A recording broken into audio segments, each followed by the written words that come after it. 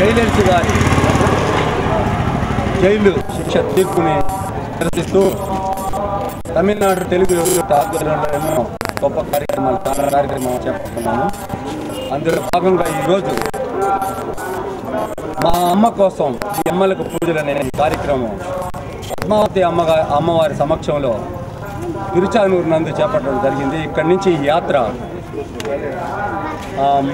మా కంచి కామాక్షి, మధుర మీనాక్షి, అదేవిధంగా మైసూర్ చాముండేశ్వరి ఆలయాల్లో ఈ దసరా సందర్భంగా ఈ 4 రోజులు ఈ కార్యక్రమాన్ని చేపట్టాము.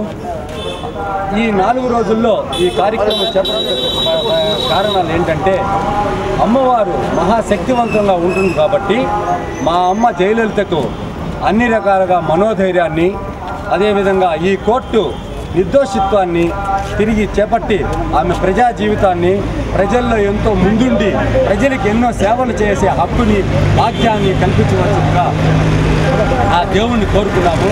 ఈ కోరికలో మా భాగంగా ఈరోజు ఈ గుడికి వచ్చాము.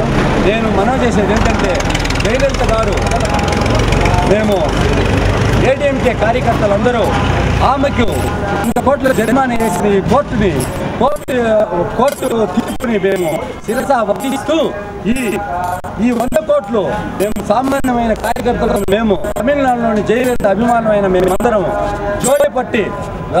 జోలిపట్టి రోడ్డుల మీద భిక్షమెత్తి 100 కోట్లు కాదు, మా అమ్మ కోసం 1000 కోట్లైనా దండి ఈ ప్రజా జీవితంలో అమ్మ తిరిగి వెలుగొందే విధంగా భారతదేశ రాజకీయంలోనే ఒక అగ్రగమ్య స్థానంగా ఆమె రావాలనే ఒక కోరికతో ఈరోజు తిరుచానూరు పద్మావతి అమ్మవారిని కోరాము. మా కోరికను ఆ అమ్మ మన్నిస్తుందని చెప్పేసి మేము చెప్తున్నాం.